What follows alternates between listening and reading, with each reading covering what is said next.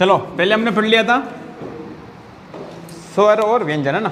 वर्ण के बारे में बेसिक जानकारी हमने पढ़ी थी कि स्वर किसे कहते हैं, व्यंजन किसे कहते हैं, फिर स्वरों के प्रकार बताए थे, है ना, नॉर्मल बता दिए थे। अब हम उच्चारण स्थान के आधार पर हम बात करेंगे कि स्वरों का वर्गीकरण किस आधार पर करते हैं, फिर अपन बात करेंगे व्यंजनों का वर्गीकरण।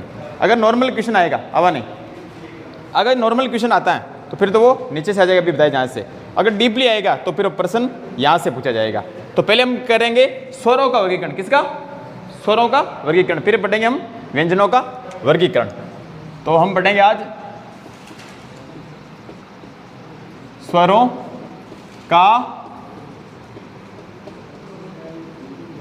वर्गीकरण, स्वरों का वर्गीकरण। हिंदी व्याकरण के अंदर स्वरों का वर्गीकरण 5 आधार पे करते हैं। कितने आधार पे, लिखना नहीं भी, पहले समझ लो, बाद में लिखा दूंगा मैं। हिंदी व्याकरण में स्वरों का वर्गीकरण कितने आधार पे करते हैं, 5 आधार पे करते हैं। 1 2 3 4 और 5। पहले हम पांचों के नाम लिखते हैं। पहला, उच्चारण की अवधि। अवधि किसे कहते हैं, अवधि या मात्रा काल के आधार पर। उच्चारण की अवधि या मात्रा काल के आधार पर। अवधि 2 शब्द आते हैं हिंदी में शब्द युग्म के अंदर, देखो, अवधि और एक होता है अवधि। एक में है छोटी ई की मात्रा, एक में है बड़ी ई की मात्रा। अवधि, छोटी ई की मात्रा अवधि यानी क्या होता है, समय। क्या होता है, समय। और अवधि, अवधि एक भाषा विशेष है। अवधि भाषा होती है, ब्रज भाषा विशेष अवधि भाषा। तो अवधि क्या है, एक भाषा है। तो शब्द युग्म में पूछा जाता है अवधि, अवधि। क्या हुआ, सही कर दो उसको, मतलब कहाँ दिख रहा, क्या दिक्कत हो रही, रुक मुझे देखने दे। अब सही है, हो जाए, कोई दिक्कत नहीं। अरे रेट आउट मेरी इधर लोड नहीं रहना। अवधि यानी क्या होता है, समय, और अवधि यानी भाषा। ये होता है शब्द युग्म के अंदर। तो पहला प्रकार होगा स्वरों का वर्गीकरण का। स्वरों का वर्गीकरण होता है 5 आधार पे। पहला प्रकार होगा उच्चारण की अवधि या मात्रा काल के आधार पर। उच्चारण की अवधि यानी उच्चारण के समय के आधार पर, या फिर मात्रा काल के आधार पर, मात्रा के आधार पर। दूसरा होगा उच्चारण के आधार पर। किसके आधार पर, उच्चारण के आधार पर होगा। पहला हो गया उच्चारण की अवधि या मात्रा काल के आधार पर, दूसरा उच्चारण के आधार पर, तीसरा जीवा की, जीवा यानी क्या होता है, जीभ, जीवा की क्रियाशीलता के आधार पर, जीवा की क्रियाशीलता के आधार पर, जीवा की क्रियाशीलता के आधार पर। चौथा होगा ओष्ठों। ओष्ठ क्या होता है, होठ। क्या होता है, ओष्ठों या होठों की गोलाई के आधार पर, ओष्ठों या होठों की गोलाई के आधार पर। और अंतिम है मुखाकृति। क्या, मुखाकृति, दीर्घ संधि, मुखधन आकृति। मुखाकृति यानी मुंह के खुलने के आधार पर। मुखाकृति या मुंह के खुलने के आधार पर, कि मुंह अपन खोलते हैं तो कौन सा स्वर कैसे बोला जाता है।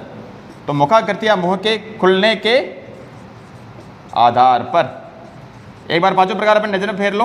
परीक्षा में प्रश्न नहीं पूछा जाएगा तुमसे कि स्वरों का वर्गीकरण कितने आधार पर करते हैं, 5 प्रकार नहीं पूछेंगे, लेकिन पांचों प्रकारों में से प्रश्न पूछा जाएगा। इसलिए बेसिक इनका नॉलेज होना चाहिए। स्वरों का वर्गीकरण कितने आधार पर करते हैं, 5। पहला बोलो, उच्चारण की अवधि या मात्रा काल के आधार पर। दूसरा, उच्चारण के आधार पर। तीसरा, जीवाई क्रियाशीलता या जीभ के आधार पर। चौथा, ओष्ठों या होठों की गोलाई के आधार पर। और 5वां, मुखाकृति या मुंह के खुलने के आधार पर। तो एक एक पढ़ेंगे अपन, ध्यान से समझना है, केवल समझना है, खेलना है। लिखा बाद में दूंगा मैं, चाहे हम कितने मीटर लिखाएं, समझ में नहीं आए तो कोई मतलब नहीं। पहला प्रकार मैंने पहले बताया था तुम्हें, उच्चारण की अवधि या मात्रा काल के आधार पर। मात्राएं होती हिंदी में, बोलो, SNR बोलो।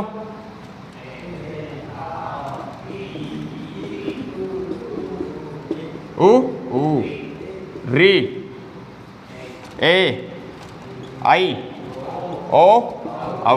अब मैं लिखूं, नहीं लिखना? ए की कोई मात्रा होती है क्या? किसी वर्ण में अगर ए जोड़ते तो कोई मात्रा बनती है क्या? बनती है? नहीं होती। आ की ये, छोटी ई की ये, बड़ी ई की ये, छोटे ऊ की ये वाली, बड़े ऊ की ये वाली, इसे बना दो। री की ये, ए की ये, आई में 2 मात्रा, इसमें ध्यान रखना। ओ की 1, ओ में 2 मात्रा। कितनी मात्रा हुई? 9 10। तो उच्चारण की अवधि मात्रा काल के आधार पर कितने हो जाएंगे? 10। तो कितनी मात्राएं होती है हिंदी के अंदर? 10 मात्राएं होती हैं।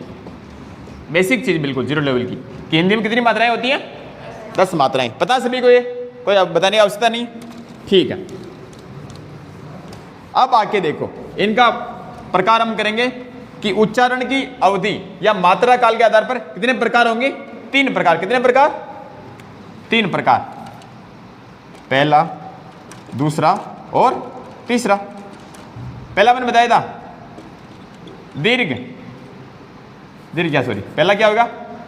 रस, क्या नाम था इसका पहले? रसोत्तम, रस्व या मूल या बोलो एक मात्रिक, और क्या नाम था? लघु। वेरी गुड, लघु स्वर, यही थे। बताए नहीं बताए पहले? कोई नई चीज नहीं है।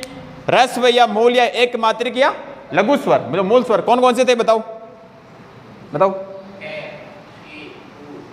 ए, ओके हुई, ए ई उ री, कितने हो गए? ओके भाई। इसमें दूसरे में कौन से आ जाएंगे? बोलो। गुरु या दीर्घ या एक मात्रिक, वहां कितने हो जाएंगे? द्विमात्रिक, 2 मात्रा, द्विमात्रिक स्वर। क्यों स्वर पढ़ रहे अपन? स्वर कौन कौन से आ जाएंगे? शेष 7, लिखने बार बार आवश्यकता नहीं है। शेष 7, ठीक है। तीसरा कौन सा प्रकार बताया था मैंने? स्पेशल जो संस्कृत में चलता है, प्लुत। प्लुत स्वर। हिंदी व्याकरण के अंदर कोई भी स्वर प्लुत होता है क्या? नहीं होता। जैसे ओम नमः शिवाय, कोपी, यानी कोई सा भी वर्ण लो, ए ले लिया, इसके आगे ये बना दिया, आ ले लिया, इसके आगे ई ले लिया, इसके आगे ये ई ले लिया, इसके आगे, ऐसे चलता रहेगा सबके आगे, ऐसे बनाते हैं। ऐसे नहीं बनाते ओम नमः शिवाय, ऐसे भी लिखते हैं, या फिर अपन ऐसे भी लिखते हैं, या फिर इसको ऐसे भी लिख सकते हैं ओम, तो ओ ये हो गया ओम। तो प्लुत स्वर हर के आगे कैसे लग जाएगा? हर स्वर के आगे, वर्ण के आगे ये। आगे सुन रहे? ज्यादा फास्ट चल रहे हैं? पहला प्रकार पढ़ रहे हैं हम स्वरों का वर्गीकरण का। उच्चारण की अवधि या मात्रा काल के आधार पर कितने प्रकार होते हैं इसके? पहला बोलो, ह्रस्व, मूल या एक मात्रिक या लघु स्वर। कौन कौन से आएंगे इसमें? ए ई उ री। दूसरा बोलो, गुरु या दीर्घ स्वर या द्विमात्रिक। कौन कौन से आएंगे? शेष 7। जैसे बात करेंगे एक के बाद क्या आएगा? आ, बड़ी ई, बड़ा ऊ, ए आई ओ औ, ऐसे 7 हो जाएंगे। फिर प्लुत स्वर। हिंदी व्याकरण के अंदर कोई भी स्वर प्लुत नहीं होता, संस्कृत में चलता है। विशेष अगर पूछ ले तुमसे तो ओम नमः शिवाय, कोपी बता रखा मैंने, यानी किसी भी स्वर के आगे क्या लगा देंगे अपन? ये एस टाइप का। क्लियर है? तो पहला प्रकार कौन सा पढ़ा हमने? कितने प्रकार होते हैं? 3। कौन कौन से? ह्रस्व, मूल, लघु। दूसरा द्विमात्रिक, और तीसरा प्लुत स्वर। कोई समस्या?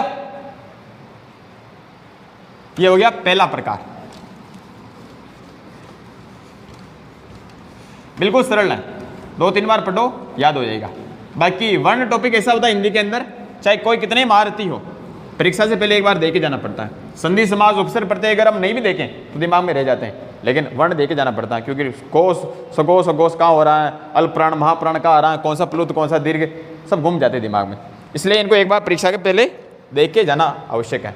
पहला प्रकार हो गया उच्चारण की अवधि या मात्रा काल के आधार पर। दूसरा कौन सा था? उच्चारण के आधार पर, यही था, उच्चारण के आधार पर। पहला तो हो गया उच्चारण की अवधि या मात्रा काल के आधार पर, दूसरा उच्चारण के आधार पर। इसमें दो प्रकार होंगे, बिल्कुल सरल है।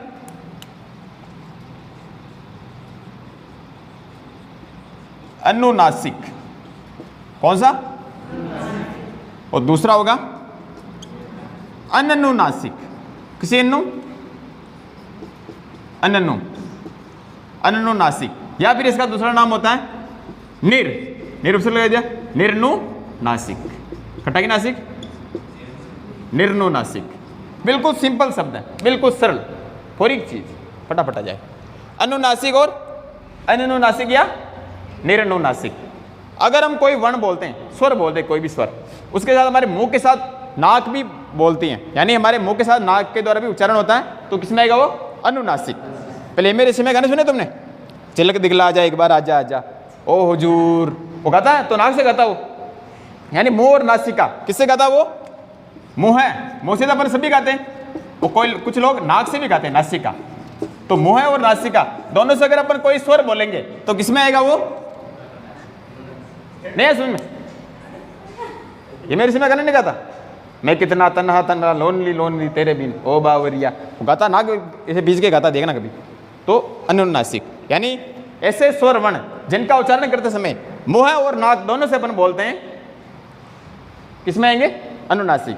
लड़कियां बोलते को ना, की बोल रही नाक हूं, हिंदी बोले, लड़ा तो क्या होता है, वाह की चोटी खाची है, तू का क्षण क्यों नाक क्या बोल रही, हिंदी बोले। तो मुंह और नासिका से अगर हम बोलते हैं तो अनुनासिक। क्या करना हमें? किसी भी स्वर के आएगा, सभी स्वर के ऊपर हमें क्या लगाना? चंद्र बिंदु। क्या लगाना? जानते सभी चंद्र बिंदु? बोलो उदाहरण क्या हो जाएंगे इसके? है चंद्र बिंदु, आ ई। अब इसमें चंद्र बिंदु ऐसे नहीं लगाएंगे, इसमें कैसे लगेगा?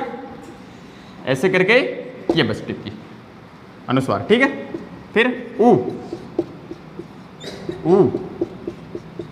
ये ए क्या आएगा? ए, और फिर आई, ओ और औ। अब बताओ कोई समस्या? क्या लगाना अपने को अनुनासिक के ऊपर? बस चंद्र बिंदु। दूसरा बच गया जो नहीं है, अननुनासिक या निर्नुनासिक। ऐसे स्वर जिनका उच्चारण करते समय केवल मुंह से हवा बाहर निकलती। कैसे बोलते हैं? मुंह से बोलते हैं, नाक को ना बोला। किससे बोलते हैं? मुंह से। और मुंह से बोलते फिर सही बोलेंगे तो फिर किस क्या आ जाएंगे इसमें? ए, आ, ई, उ, री, ए, आई, ओ और औ। अब बताओ कोई समस्या इसमें? अनुनासिक में हम किससे बोलेंगे? मुंह और नाक से, हिमे ऋषिमे की तरह, है ना। और अनुनासिक या निर्नुनासिक में कैसे बोलेंगे? केवल मुंह से। अब अपने अनुनासिक से बोलना है या अनुनासिक से बोलना? इससे बोलना या नाक से कहोगे तुम भी? हैं? नाक में फिर पानी निकलने लग जाता है। तो दूसरा प्रकार हमने पढ़ा उच्चारण के आधार पर। क्या कौन कौन से प्रकार होते हैं इसके? बोलो बोलना अग्निवीर, बोलो। उच्चारण के आधार पर चाहे अपन कम ही पढ़ें लेकिन अच्छा पढ़ें, चाहे हम तो एक टॉपिक छूट जाए, कोर्स पूरा नहीं हो, 90% ही हो, लेकिन 90% से अगर 80% भी ले आओ तो भी नौकरी मिल लग जाओगे तुम, तो भी सिलेक्शन हो जाएगा STC में। निकाल लेना परसेंटेज, 450 मिनट जाए तो भी 80% नहीं होंगे। तो कम पढ़ो लेकिन अच्छा पढ़ो, वर्ण पढ़े वर्ण को तो ढंग से पढ़ो कम से कम। हम क्या ध्यान रखते हैं? वह चीज़ कराई कौन, वह तुम्हारा कराई कौन, ये तुम्हारा कराई कौन? अरे जो कराई जल्दी याद करो, जो तुम्हें पढ़ाए वो तो याद करो कम से कम। है सर आप तो पूरी चीज़ पढ़ी वर्ण में, पर यह चीज़ तो छुड़ा दी। हाँ ये बात छुड़ा दी मैंने, पर जो पढ़े जो याद करो कम से कम, वो याद है क्या पूरा तुम्हें? तब जाके बात बनती है। देखिए कम पढ़ो लेकिन अच्छा पढ़ो। तो हम बात कर रहे हैं स्वरों का वर्गीकरण दूसरे आधार पे, उच्चारण के आधार पर कितने प्रकार से करते हैं? पहला किससे बोलते हैं? इसमें मुंह और नासिका नाक से बोलते हैं, जिसमें प्रत्येक उदाहरण पे क्या लगा देंगे अपन? चंद्र बिंदु। दूसरा अनुनासिक या निर्नुनासिक, इसमें केवल हम मुंह से उच्चारण करते हैं। स्वरों का उच्चारण किससे करते हैं? केवल मुअस के द्वारा बोले जाते हैं। क्लियर है? अब हम करेंगे तीसरा प्रकार, फिर एक साथ में लिखा दूंगा, पहले एक बार समझ लो बेसिक से। पहला कौन सा था? उच्चारण की अवधि या मात्रा काल के आधार पर, है ना, दीर्घ पढ़ा और उसमें ह्रस्व और दीर्घ दीर्घ दोनों एक प्लुत था। ठीक है, दूसरा हमने पढ़ा उच्चारण के आधार पर, अनुनासिक या निरनुनासिक या अनुनासिक, है ना, दोनों नाम याद कर लो। ठीक है, तीसरा कौन सा प्रकार था? याद हो बताओ। नहीं, जीवा की क्रियाशीलता के आधार पर क्या हो? होने दो जीव धुंधला, वो लो कर रखा मैंने इसलिए नहीं होगा। जीवा की क्रियाशीलता के आधार पर, यहाँ पे क्या लाइटिंग सही नहीं होती ना, कम ज़्यादा होती रहती, इसलिए कोई दिक्कत नहीं। ऑनलाइन वाले तो देखेंगे, तुम तो मजा लो ऑफलाइन वाले। जीवा की क्रियाशीलता के क्या हो? वापिस धुंधला हो गया? हाँ? हो गया? होता रहता, चलता रहता, जीवन होता डाव चलता रहता है, कभी खुशी कभी गम, कभी सास भी कभी बहू थी, है? जीवा की क्रियाशीलता या के आधार पर, है ना। अब था जीभ बनावा, यह था कि जीभ काली जीभ है, काली जीभ बना दी। अब यह जीभ हो गई है ना तुम्हारी, इसके 3 टुकड़े हैं, 1 2 और ये 3, 1 2 3। ये अगला वाला हिस्सा जीभ का, अग्र कौन सा? अग्र, ये बीच में, ये मध्य और ये फाचे पश्च। जीभ का 3 भाग हो गया, अग्र मध्य पश्च। रोटी खाओ दे तो फटाफट खाओ, लूण छाको दे यूं को छाको, हैं? तो कभी अगला वाला हिस्सा काम में लेते हैं, कभी बीच वाला, कभी पूरा। साइंस में पढ़ना, कभी कक्षा 10 में पाठ था, मैंने पढ़ाया था बच्चों को, मुझे याद है। उसमें बताया कि खट्टा स्वाद को जीभ का कौन सा भाग दिलाता, कड़वा कहाँ से अनुभव होता, नमकीन कहाँ से होता, नमकीन कहते हैं, ये अलग अलग होते हैं। तो अग्र मध्य और पश्च याद कैसे करना? परीक्षा में प्रश्न आएगा, मध्य स्वर कौन सा है, अग्र स्वर कौन सा, पश्च स्वर कौन सा है। तो अग्र को हम क्या पढ़ेंगे? अग्रीय। क्या पढ़ेंगे? अग्रीय। किसी किताब में तुम्हें टिक नहीं मिलेगी, ये हमारी बनाई हुई है। अग्रीय क्या होगी? अग्रीय, बोलो इसे, अग्रीय। अग्र में हमने क्या जोड़ा? ई और ए आई, ये हो गए अग्रीय, ई ए आई। तो इसमें क्या आएंगे? ई ए आई, हो गए। मध्य में क्या आएगा? बापड़ो ए, क्या आई? ए। पश्चिम में बाकी बचे जो शेष, क्या जाएंगे? शेष, जो में बच गया जो में गण लो, यानी आ इसमें नहीं आया, आ इमा जाए, ई आयो, ऊ ना ऊ इमा जाए, जो शेष बचे जो इसमें ना। सुन में फाचो देखो एक बार, काली जीभ हमने नहीं था, अब जीभ काली नकरा अच्छी, नीली नीली जीभ, शरबत भी क्या है? तो ये आगे आगे कौन सा आएगा? अग्र, मध्य, मध्यम नहीं, और पश्चिम। मध्य में तो कोई बैठ रही है बापड़ो, ए। अग्र को हम क्या पढ़ेंगे? अग्रीय। क्या पढ़ेंगे? अग्रीय, बोलो अग्रीय। क्या जाएगा? ई और ए आई, और पश्चिम में जो बचा फाचर होता है ये शेष। कोई समस्या? सीधा प्रश्न आएगा, मध्य स्वर कौन सा होता है? तो ए। अग्र स्वर में इनमें से कौन सा नहीं है? ई ए उ, तो कौन सा नहीं होगा? उ किस में आ जाएगा? पश्चिम में। शेष में नहीं, पश्चिम में। अरे शेष तो स्वर है, ये शेष तो स्वर है, शेष में आ जाएगा। शेष में लिख लो, आओ गुरुजी ने, वाह लिख लो, अरे लिख लो। ए आया नहीं आया? आ, ई उ री, ए आई, और ओ आओ लाइया। राजीव बताओ, अग्निवीर खुश? ठीक है। तो जीवा की क्रियाशीलता के आधार पर कितने प्रकार होते हैं? पहला, अग्र में कौन कौन से आते हैं? अग्र हम क्या पढ़ेंगे? अग्रीय, बोलो अग्रीय, ई ए आई। मध्य में बाकी बचा जो पश्चिम में। ज्यादा फास्ट तो नहीं चल रहे, समझ में आ रही? कंची पूरी बनो, ठीक है। तो तीसरा प्रकार भी हो गया जीवा की क्रियाशीलता के आधार पर। पहला प्रकार कौन सा पढ़ा हमने? अरे पहला कौन सा पढ़ा? उच्चारण की अवधि या मात्रा काल के आधार पर, दीर्घ और रस वाला, रस और दीर्घ। ठीक है, दूसरा हमने कौन सा पढ़ा? उच्चारण के आधार पर, अनुनासिक और अनुनासिक या निर्नुनासिक। तीसरा हमने पढ़ा जीवा की क्रियाशीलता के आधार पर। ठीक है, अब जीपू बोल लिया, अब बांधा या होठ। तो चौथा प्रकार होगा ओष्ठों। हाँ, होठ से बोलते स्वर। ओष्ठों या होठों की गोलाई के आधार पर, नियम सरल चीज, बिल्कुल इजी चीज। वो देखिए हल्की लिखेंगे, वैसे क्या गुरु जी बताइए कौन? ओष्ठों की गोलाई के आधार पर दो प्रकार है, बस पूर्व बालक बता दी। पहला होगा वृत्ताकार, या इन आप घनी किताबें लिखे वृत्तमुखी।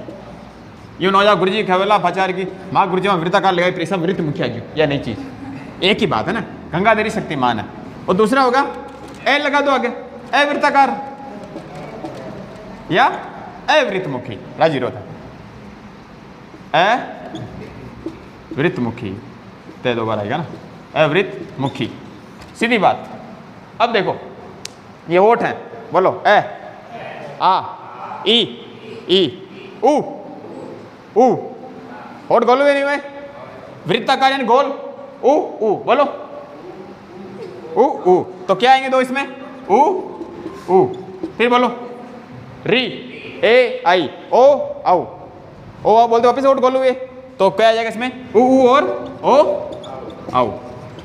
और जो नहीं आए, जो बाकी बच्चे जो इसमें शेष, बताओ प्रैक्टिकली द्वारा पढ़ो, परीक्षा में भूल जाओ तो उ ओ औ ऐसे याद कर लेना कि वृत्ताकार स्वर कौन सा? ए आ ई उ। हाँ, होठ गोल हो गया, ये कोई हुई। माँ गुरु जी ईशान बताइए, मैंने ईशान याद कर लो, दूसरी किताबें भूल जाओ, कुछ चीजें याद रहती नहीं रहती। तुमने कितने गुरु जी से पढ़ा होगा, लेकिन कक्षा 1-2 में जिन्हें तुम्हें SNR लिखना पढ़ाई सिखाया होगा, वो गुरु जी तुम कभी नहीं भूलोगे कि वो गुरु जी मैंने SNR पाठ पढ़ो सिखाया। याद है नहीं है? सबको याद वही रहते हैं, बाकी तो घना गुरु जी आया, मैंने भूल जाओ थोड़ा नाम था, लेकिन वो सर तुम्हें याद रहेंगे। उसे कुछ चीजें मैं बता रहा हूँ, वैसे कुछ चीजें कैसे याद करनी। वृत्ताकार यानी गोल, जिनको पढ़ते समय हमारे होठ क्या होते हैं? गोल हो जाते हैं। तो उ ओ बोलो, होठ गोल हो रही है समांगी, कोई सीधा नहीं रह रहा तो ओष्ठों या होठों की गोलाई के आधार पर पहला प्रकार क्या होगा? वृत्ताकार या वृत्तमुखी। ऐसे स्वर जिनका उच्चारण करते समय हमारे होठ गोल हो जाते हैं, वृत्ताकार या वृत्तमुखी स्वर कहलाते हैं। उ ओ औ। और दूसरा अवृत्ताकार या अवृत्तमुखी, ऐसे स्वर वर्ण जिनका उच्चारण करते समय हमारे होठों की आकृति गोलाकार नहीं होती हैं, वे अवृत्ताकार या अवृत्तमुखी स्वर कहलाते हैं। बाकी बच्चे जो इसमें लिख लो, ए आ ई सर री सब आ जाएंगे। क्या लिखूं? अग्निवीर लिखूं? हैं लिखूं? SNR भूलियो, फिर लिखना भी नहीं तुम्हें, टाइम भी तो हो रहा है, समझ में आया? ठीक है, तो चौथा प्रकार कौन सा पढ़ा हमने? ओष्ठों या होठों की गोलाई के आधार पर। अब फिर पांचवा प्रकार, अगला है पांचवा प्रकार। पहला कौन सा था? उच्चारण की अवधि या मात्रा काल के आधार पर। दूसरा उच्चारण के आधार पर। तीसरा जीवा क्रियाशीलता के आधार पर। चौथा होठों या ओष्ठों की गोलाई के आधार पर। और पांचवा मुखाकृति। अब मुंह मुंड बोल गया, मुखाकृति, मुख्य आकृति या मुंह के खुलने के आधार पर। मुखाकृति या मुंह के खुलने के आधार पर। मैं क्या आनंद के साथ पढ़ाता हूँ, वरना बहुत बार मैंने गुरुजी देखे जो थोड़ा बोरिंग थे जब मैं तैयारी करता था। तो आज भी मैं किसी गुरुजी पढ़ता हूँ जो गुरुजी थोड़ा इंटरेस्ट लेके पढ़ाते हैं, उनसे पढ़ता हूँ। वरना धीरे धीरे पढ़ाते हैं कि महात्मा गांधी का जन्म 2 अक्टूबर 1869 को गुजरात के पोरबंदर के काठियावाड़ क्षेत्र में हुआ था। ऐसा नहीं, थोड़ा इंटरेस्ट लेके पढ़े। तो पांचवा प्रकार हम पढ़ रहे हैं स्वरों का, मुखाकृति या मुंह के खुलने के आधार पर। 4 शब्द तुम्हें याद करने हैं, अब ये याद करने ही है। संवृत, इसका आधा कर लो, अर्ध संवृत। तीसरा है विवृत, क्या है? विवृत। और चौथा इसका आधा कर लो, क्या होगा? अर्ध विवृत, अर्ध विपरीत। बोलो एक बार चारों शब्द। संवृत, अर्ध संवृत, विपरीत, अर्ध विपरीत। उठ के कहा गया बीच में हैं? बीच में उठ के नहीं जाना क्लास से। 1 मिनट बहुत महत्वपूर्ण होता है। कोई चीज मैंने समझी, बार बार थोड़ी समझूंगा। मुखाकृतियां मुंह के खुलने के आधार पर फंसते साहब मैं नौकरी लग जाऊं। बिल गेट्स अगर उसकी जेब से $500 नोट गिरे उठाएगा क्या? नहीं उठाएगा। उस $500 पर नोट उठाऊं तो टाइम पे गेट आप बोला टाइम तो मनी है, टाइम इज मनी, वो नहीं उठाएगा। $500 कितना होंगे? 500 रुपये ना हो गए। $1 होता है 83 रुपये। $1 होता है लगभग 83 रुपये, 83 रुपीज़। 500 गुना 83 करो, 83। हाँ गूगल सर्च करके देख लेना, 82-83। अरे 82-83 होता है, गुरु जी गलती ना बताओ। तो 500 गुना 83 कर लो, इतने पैसे वो नहीं उठाता। वो कहता मैं टाइम बिगड़ता है। बिल गेट्स ना करोड़पति हैं, है ना, विश्व का कम 3-4 बार वो पहला नंबर का अमीर रहा हुआ बिल गेट्स, है ना। तो भी आज किताबें पढ़ता वो, और जिस किताब में पढ़ता है उससे अमीर थोड़ी होगा, वो तो गरीब ही होगा उससे, तो भी उससे ज्ञान लेता है। तो बिल गेट्स जैसे आदमी ज्ञान ले रहा है, आपा कटे आपा तो कड़ा नीचे, आपा तो बहुत घनी सारी पढ़नी, बहुत कुछ पढ़ना अभी तक अपने को। तो 1-1 मिनट 1-1 नज़र पर 1-1 हज़ार रुपये चीज़ें, नौकरी लाजा 50,000 आए तो 1,000 रुपये चीज़ें, 1,000 किया। अच्छा न लागो तो 1 नंबर रह गया, तो मतलब 1 नंबर रहेगी, लाली पढ़े नहीं पढ़े 1 नंबर रहेगी। कौन है खाओ, कौन है बाप जी तैयार किया, बाप जी हर बार 2 नंबर रह जाओ, वह स्थिति हो जाए सांगला। इसलिए हर एक समय का सदुपयोग करो। बहुत सर रहे तो नारगढ़ की देखो, नाम ले लो, नारगढ़ हो रहे एक नारगढ़ जयपुर में भी है। जीके में आएगा तुम्हारा नारगढ़ किला कहाँ पे है? जयपुर में।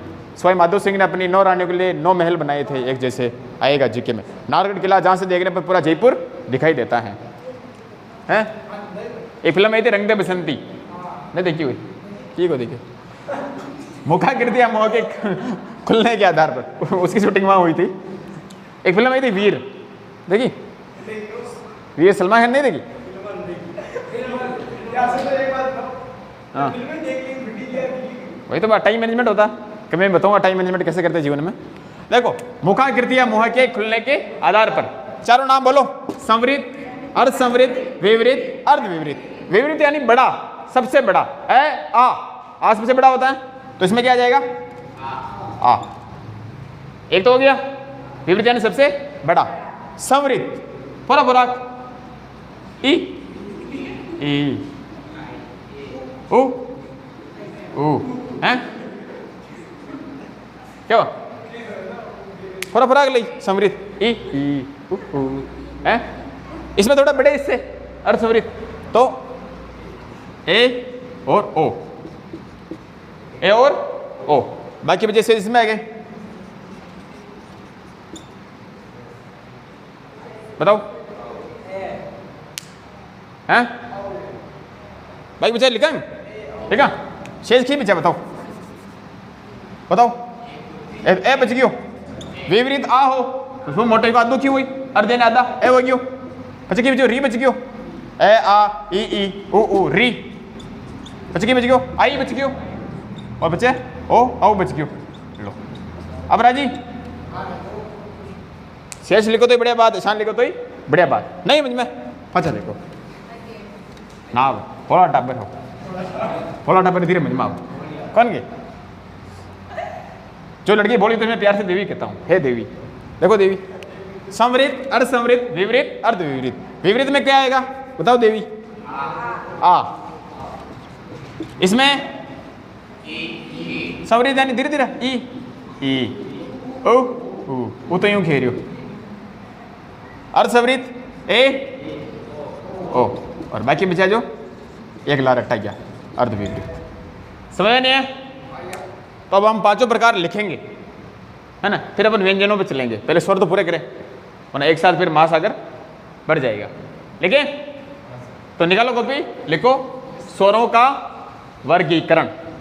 अब करते हैं वीडियो को बंद, अब तुम्हें लिखाते हैं। लिखो स्वरों का वर्गीकरण।